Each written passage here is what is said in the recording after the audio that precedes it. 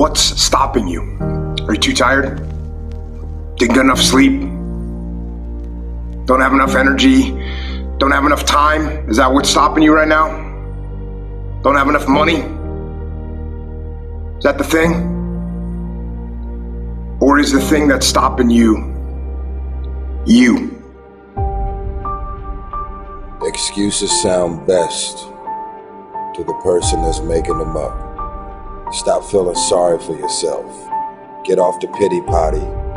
Telling everybody your sad and sob stories, trying to get people to show up to your pity potties and your pity parades. If you ever see me in a Rolls Royce, a 6 or 7 star hotel, living my life to the fullest, don't get jealous of me, because I worked my ass off to get it. Nobody handed me nothing. Wake your ass up. Awaken the beast inside. It's game on. It's go season. It's time for you to take advantage of the access and the resources that you have in your country and your community. You got a problem with your life. You got a problem with your environment. Do something about it. If you want it, go get it. Recognize the excuses are not valid. They're conjured up, they're fabricated, they're lies. And how do you stop the lies? You stop the lies with the truth. And the truth is, you have time. You have the skill, you have the knowledge and the support and the willpower and the discipline to get it done. The fruit of everything good in life begins with a challenge. Everything is uphill that's worthwhile. And it's not going to come to you, and it's not going to fall in your lap, and it's not going to be something that, oh my God, it just was so simple. It's always going to be difficult. If you want it, you gotta go get it. This is your chance. This is your shot. This is your moment. This is your time. This is your place. This is your opportunity. This is my time. This is my moment. Tomorrow, tomorrow, tomorrow. Ain't no such thing as tomorrow. We only got today. It's your dream. If you wanted to have it, get your butt up and make it happen. If you wanted to have it, rise and grind. You still got work to do. Stay on that basketball court. Stay on that football field. It's grind season, homie. Go after your dreams, right? Go after it. I never compromised that. I never allowed anybody to tell me what I was capable of accomplishing. I never let anybody tell me that I can't do, right? I went after it. That's the conversation, too, about Jordan and LeBron. Who would you take there? How come Kobe's name is never brought up? I think it's kind of disrespectful. You ask me. Who do you think is like similar to Kobe now? Nobody. Stop it. Well, I mean, like you got Nobody. Kyrie and Devin No, Booker. stop it. I mean, Will you stop it? I don't compare anybody to Mike, but if I had to answer the question, Kobe is the closest thing to Mike. And is there somebody that's close to Kobe? No. You said LeBron James the greatest player ever? Ever. What about Michael and Kobe? So you just gonna pass Kobe up like that? I'm gonna pass Kobe up. I'm gonna look at Michael. I'm gonna look at the. I'm gonna look at. I knew it. Patron, America. Yo. Kobe Bryant couldn't fill, or Michael Jordan fill LeBron's shoes. The impact that he's had with different teammates, different organizations. Would you be mad at me if I just walked off the show? Can't.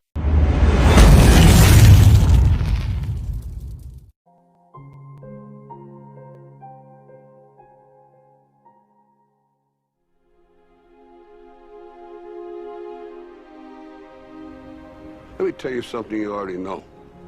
The world ain't all sunshine and rainbows. It's a very mean and nasty place, and I don't care how tough you are, it will beat you to your knees and keep you there permanently if you let it. You, me, or nobody is gonna hit as hard as life. But it ain't about how hard you hit. It's about how hard you can get hit and keep moving forward. How much you can take and keep moving forward. That's how winning is done. Pain is temporary. It may last for a minute, or an hour, or a day, or even a year. But eventually, it will subside, and something else will take its place. If I quit, however, it will last forever.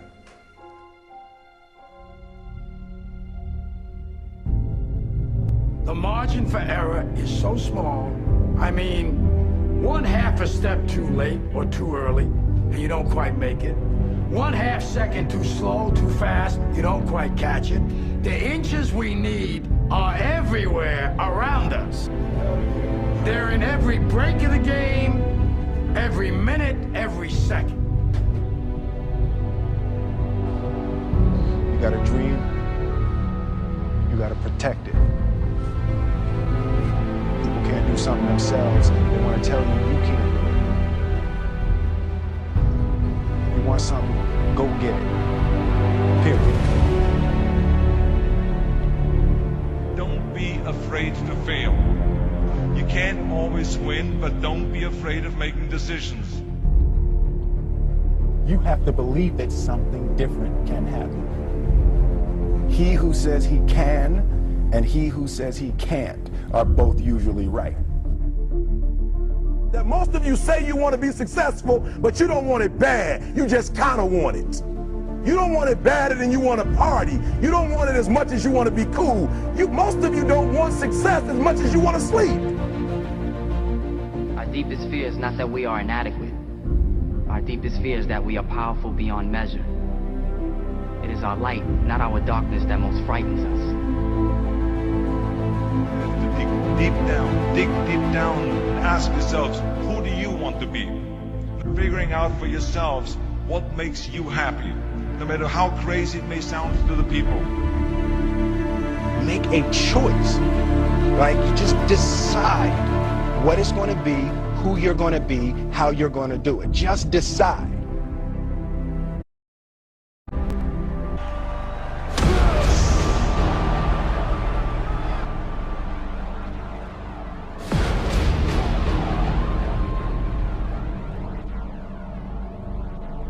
What is it you said to the kid? It ain't about how hard you hit. It's about how hard you can get hit and keep moving forward. How much you can take and keep moving forward. Get up. Get up. And don't ever give up. We can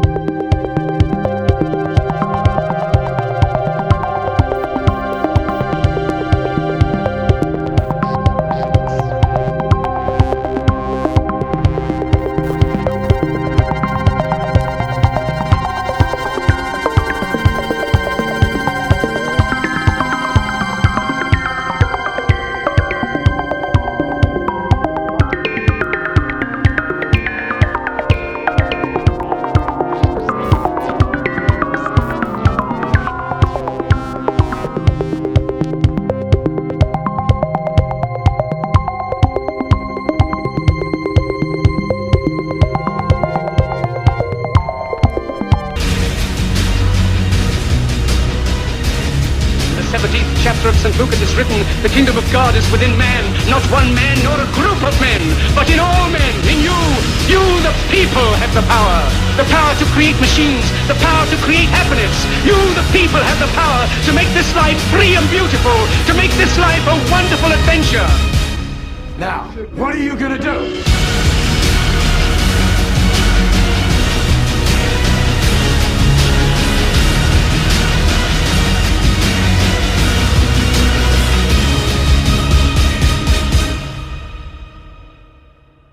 Because limits, like fears, are often just an illusion.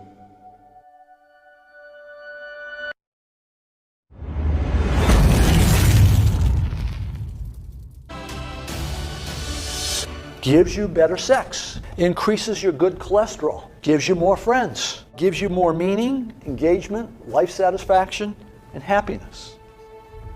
If you have a purpose-driven life, it adds years to your life. You live longer. Let me share 2 stories with you. Story number 1, we're interviewing one of those school teachers. She says, the first year I taught was heaven. The second year I taught was hell. I had 5 boys that second year, and they were incorrigible. And there was one kid in particular. He was impossible. One day, this kid's in the doorway of the classroom, and he's kicking and moving his arms and making noises, and I lost it. She said, I'm ashamed to say these words. But I walked towards that kid with the intention of kicking him. Thank heavens he got up and ran away. I kept walking. I went to the principal's office. I said, this is it. It's him or me. And the principal took the kid out. She said, I felt terrible. So I went to 2 of my colleagues and poured my heart out. And they said to me, you are not the key to every door. And as she said those words, she burst into tears in the interview. And we waited a long time. And then she looked up and said, I hated that. Those words, you can't be the key to every door. She said, so I decided to become the key to every door. Instead of pushing disruptive kids away, I began to seek them out. I began to bring them into my world. I read every book I could find. I kept notes. I ran experiments. I kept notes on the experiments. And then she kind of pulled herself up and said, today, I am the key to every door. When there's a disruptive, troubled kid in the school, they say, give her to Miss So-and-so. She seems to know what to do with them. That's a profoundly important story. It's a story of transformative learning. When I have a higher purpose, I find the energy and the courage to go outside my comfort zone. Now, the second story is a lot closer to home. I once had a daughter. She was single. She was living in Washington, D.C. She had reached that point in life where she said, there's not a good man left on the earth. And then she found one, and she got really excited. Relationship grew. And then one day our phone rang. She's talking to her mother, and I know what's going on. This guy just dumped her. This daughter is the firstborn child. Many firstborn children share a common characteristic. If they're miserable, they want you to be miserable too. Okay? And she said, I'm coming home this weekend. I thought, oh, no. Her mother hangs up and says, you're the father. You go to the airport and pick her up. So the next day I go pick her up. She gets in the car and she doesn't say, hello, how are you? She says, that no good, dirty, da-da-da-da-da. 5 minutes later, she takes a breath. And I said, are you problem solving or purpose finding? We're finally pulling in the driveway. She takes another breath. I say it again. She says, what are you talking about? And she said, this is the real world. I said, well, I think it applies to the real world. By then we're in the house. I pull out a sheet of paper out of my file, and it says, Robert Quinn, life statement. She looks at it, and then she grows kind of quiet. And she looks up and says, when you feel bad, you read this? I said, no. When I feel bad, I rewrite it. It's been rewritten hundreds of times. She said, yeah, I can hardly understand some of this stuff. I said, yeah, it's written to a customized audience, one person. Then the first miracle happened. She said, do you think I could write one of these? And I said, I'm sure you can. She went in the bedroom. For a day and a half, she worked on her life statement. The miracle was, I did not have to suffer during that day. Right? She got on the plane. She flew home to D.C. A couple days passed. I get an email. She said, he called me. Oh, this will be interesting. And she says, so I wrote him this letter. And I'm reading this letter that she's attached. It's incredibly vulnerable, open, honest. And then at the bottom it says, and my roommate said I can't give this to him. Now that's an interesting thing. Why can't we give this letter to this guy? You don't tell some guy that dumped you that, here's how you feel.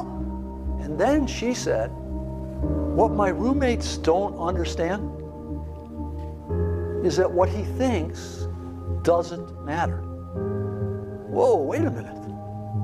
A few days ago, what he thought caused her life to shatter. Now she's saying, what he thinks doesn't matter.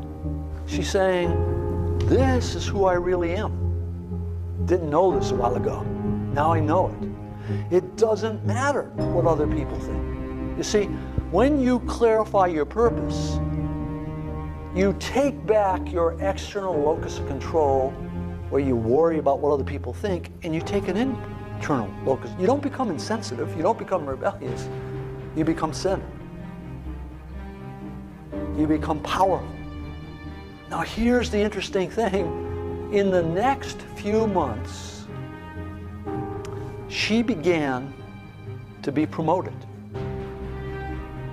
Her career turned. Why? This was a dating breakup. Why is her career taking off? Because when you find purpose and meaning in what you're doing in one area of your life, it grows in every area of life because you are one person. That company had a woman coming in with the same dresses on, body looked the same, but it wasn't the same employee. This was a woman now full of leadership for the first time. When someone has that meaning and that integrity, things start to change. The research says when you give up self-interested goals, where most of us are most of the time, and you take on contributive goals, you function differently. The biology changes, the thought process changes. Learning accelerates, you grow more. The only thing that I'm left to conclude is you and I are designed to be purpose-seeking mechanisms. You've been shaped by life. You've had bad experiences and good experiences. And both the bad experiences and the good experiences are there to teach you something about you. And if you look very carefully at those, you can determine what your purpose is. Every person in this room can clarify the purpose of their life, become the key to every door.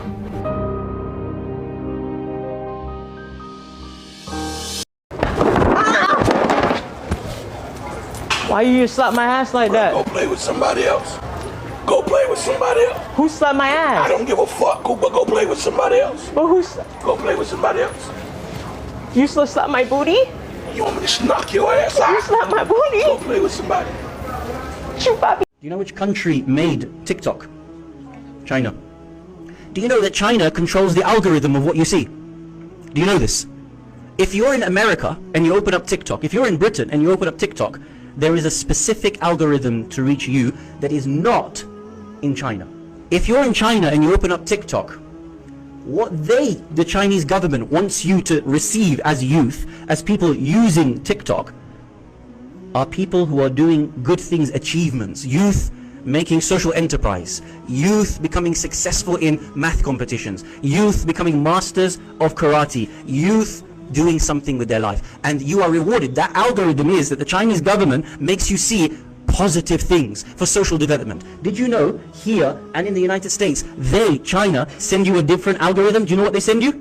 All the nonsense that you see. They want you to see girls dancing, boys and girls dancing with each other, pranks upon your parents, pranks upon people. How many pranks do you see? Yeah, I'm not saying it's not funny. Some of them are downright hilarious. But if you want to destroy a nation, destroy a generation, you make them in their mind be rewarded with the dopamine for thinking stupid things are good, thinking that this is what you're supposed to grow up doing. A large proportion of people grow up thinking that this is what life is about.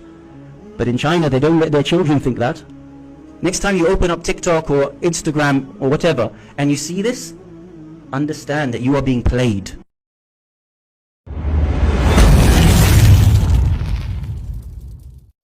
And Kobe said you had a great game. I swear I looked at the clock like, it's 12 minutes, what you talking about? What was that? You know what I'm saying? Like, you ain't said nothing the whole game. I've been talking I stole the ball, I'm hyped as hell, it's Kobe Bryant. The man come down, you remember he came, shot fake, threw it off the glass, caught it, threw it to the corner. I'm like, bro, what you on? Shot, get to the spot, shot fake, spin, pivot over here, spin back on the foot, drop it off the glass. I'm like, bro, what's going on? Then he pulled up from like 35 feet on some Steph Curry shit before Steph was doing that. He pulled up and laced it. I'm like, they called a timeout. Dan Tony looking at me. I'm like, bro, I ain't.